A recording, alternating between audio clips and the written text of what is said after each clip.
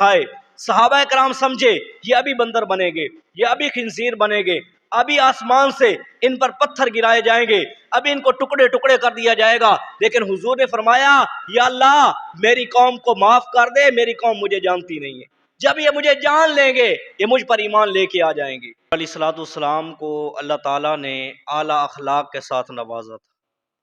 حضرت عائشہ سے پوچھا گیا کہ حضور علیہ الصلوۃ والسلام کا اخلاق بتائیں۔ حضرت عائشہ نے فرمایا کان خلقہ القرآن، سارے کا سارا قرآن میرے نبی کے اخلاق ہے۔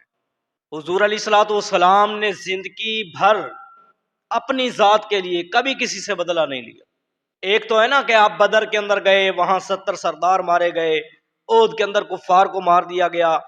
وہ تو کافر تھے اور اللہ کی رضا کے لیے ان سے جنگ کی رہی تھی، اپنی ذات کے لیے حضور نے کبھی کسی سے آپ نے بدلہ نہیں لیا۔ ایک موقع تھا احد کے موقع پر، جب صحابہ کرام جنگ کے لیے جاتے تھے تو ان کے سر پر لوہے کی ٹوپی ہوتی تھی تاکہ اگر کوئی وار کرے سر پر تو وہ اس ٹوپی پر لگے، اس پر وار اثر نہیں کرتا تھا تلوار کا۔ انہوں نے ایک جیکٹ پہنی ہوتی تھی لوہے کی زین جسے کہتے ہیں، اس پر تلوار اثر نہیں کرتی تھی، اور اسی طرح لوہے کے جوتے پہن کر صحابہ کرام جنگ کے اندر جاتے تھے۔ حضور علیہ الصلوۃ والسلام کھڑے تھے، ایک صحابی پیچھے ہٹنے لگے،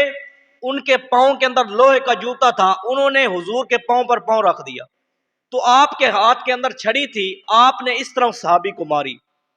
تو اس جیکٹ پر جس پر تلوار اثر نہیں کرتی وہاں پر وہ چھڑی کیا اثر کرتی۔ وہ صحابی اپنے طور پہ ڈر رہے ہیں کہ میں نے اللہ کے نبی کو تکلیف پہنچائی ہے، اب کوئی وحی نازل ہوگی، میرے خلاف کوئی حکم نازل ہوگا، وہ اپنے طور پہ ڈر رہے تھے۔ حضور علیہ الصلوۃ والسلام کے پاؤں پر جب انہوں نے پاؤں رکھا تو فجر کی نماز پڑھنے کے لیے وہ نہیں آئے، تو حضور نے ایک صحابی کو بھیجا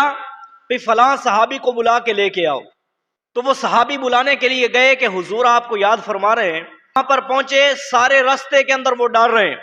کہ پتہ نہیں میرے خلاف کوئی حکم نازل ہوا ہے، میرے خلاف کوئی وحی نازل ہوئی ہے، پتہ نہیں اب میرے ساتھ کیا کیا جائے گا۔ جب وہ وہاں پر پہنچے حضور نے فرمایا کل تو نے میرے پاؤں پر پاؤں رکھا تھا؟ انہوں نے کہا جی یا رسول اللہ۔ وہ سر جھکا کے کھڑے ہوئے، انہوں نے کہا جی یا رسول اللہ میں نے آپ کے پاؤں پر پاؤں رکھا تھا۔ حضور نے فرمایا اس کے بدلے میں نے جو آپ کو چھڑی ماری تھی اس کے بارے میں آپ سے معافی مانگتا ہوں۔ سارے صحابہ کے سامنے، یہاں پر کسی کی لڑائی ہو جائے نا تو ان کی صلح کروائی جائے تو وہ کہتے ہیں یار پہلے وہ مجھے بلائے، پہلے وہ مجھ سے بات کرے، پہلے وہ مجھ سے آ کے معافی مانگے، لیکن حضور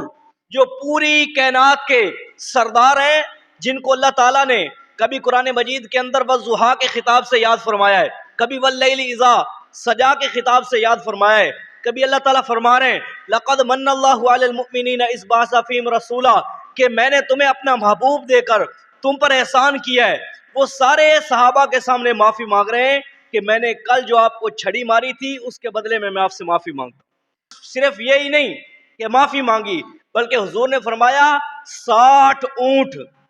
آج کل حساب لگا لیں تقریباً ایک اونٹ 68 لاکھ کا ملتا ہے، لیکن اس وقت کے حساب سے حضور علیہ الصلوۃ والسلام نے 60 اونٹ اسے ہدیے کے اندر دیے کہ میں نے جو آپ کو کل چھڑی ماری تھی اس کے بدلے میں یہ 60 اونٹ آپ کو ہدیہ دیتا ہوں۔ یہ تھے ہمارے نبی کے اخلاق۔ وَإِنَّكَ لَعَلَىٰ خُلُقٍ عَظِيمٍ، اللہ تعالیٰ فرما رہے ہیں اے میرے محبوب ہم نے آپ کو اعلیٰ اخلاق کے ساتھ نوازا ہے۔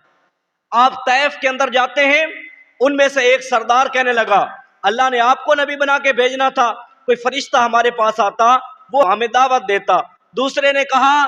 کوئی مالدار ہوتا، کوئی چودھری وڈیرا ہوتا، وہ آ کے ہمیں دعوت دیتا، یا کوئی فرشتہ ہمیں آ کے دعوت دیتا۔ ان میں سے ایک کہنے لگا میں آپ کو کچھ نہیں کہتا، آپ اگر اللہ کے نبی ہیں تو ہم پر عذاب آئے گا، اگر آپ نہیں ہیں تو آپ کی آپ خود ہی جانیں۔ تو صرف انہوں نے یہی نہیں کیا، حضور علیہ الصلوۃ والسلام کے پیچھے چھوٹے چھوٹے لڑکوں کو لگا دیا، ان کے ہاتھ کے اندر پتھر دے دیے، 3 میل تک سرکار دو عالم صلی اللہ علیہ وسلم پتھر کھاتے ہوئے جا رہے تھے، اور آپ عتبہ بدر کا جھنڈا جس کے ہاتھ میں تھا کفار کی طرف سے، اس کے باغ کے اندر پناہ لینے پر مجبور ہو گئے۔ یہاں پر ایک واقعہ عرض کر دوں،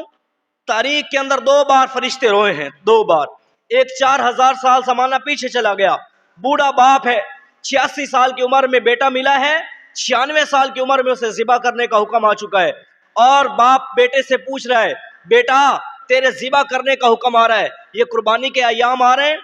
تو یہ حضرت ابراہیم علیہ السلام کی یہ سنت ابراہیمیہ ہم ادا کرتے ہیں۔ بیٹا، باپ کہہ رہا ہے بیٹا تمہیں خبر ہے کہ میں تمہیں کیا کہہ رہا ہوں؟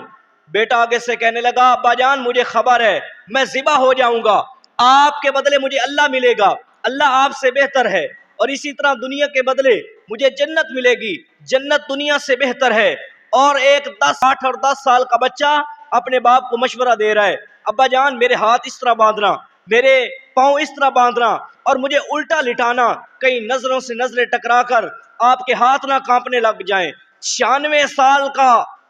سال حضرت ابراہیم کی عمر ہے، 96 سال کا بابا مرغی ذبح نہیں کر سکتا، یہاں پر باپ اپنے بیٹے کو ذبح کرنے جا رہا ہے۔ اور اسی طرح جب بالوں سے پکڑا نا حضرت ابراہیم نے اسماعیل کے بالوں سے، دونوں کی آنکھوں پر پٹی ہے، حضرت اسماعیل کی آنکھوں پر بھی، حضرت ابراہیم کی آنکھوں پر بھی۔ اور حضرت ابراہیم کہنے لگے یا اللہ تو ناراض ہو گیا تھا، تو خوش ہو جا، میں تیرے نام پہ اسماعیل کو ذبح کر رہا ہوں۔ یہ بات کہنی تھی، سارے آسمان کے فرشتے روئے ہیں۔ پھر 4000 سال زمانہ آگے چلا گیا، طیف کا میدان ہے، حضور علیہ السلام کے جوتے خون سے لہولہان ہیں، حضور علیہ السلام دشمن کے باغ میں پناہ لینے پر مجبور ہو گئے۔ آپ نے یہاں پر ایک بات کی ہے اور فرمایا یا اللہ آج آپ سے ایک شکوہ کرتا ہوں، ایک شکایت کرتا ہوں۔ اللہ کے محبوب تھے نا، شکوہ شکایت کر لی اور عرض کی یا اللہ آج میں تم سے شکوہ کرتا ہوں، آپ نے مجھے کن کے حوالے کر دیا جنہوں نے مار مار کر مجھے لہولہان کر دیا۔ یہ الفاظ کہنے تھے، سارے آسمان کے فرشتے روئے ہیں، اب پہاڑوں کا فرشتہ حاضر ہے، اسی طرح حضرت جبریل علیہ السلام وہ حاضر ہیں اور عرض کر رہے ہیں یا رسول اللہ آپ حکم فرمائیں، پہاڑ یوں چلیں گے، ان کو سرما بنا کے رکھ دیں گے۔ حضور نے فرمایا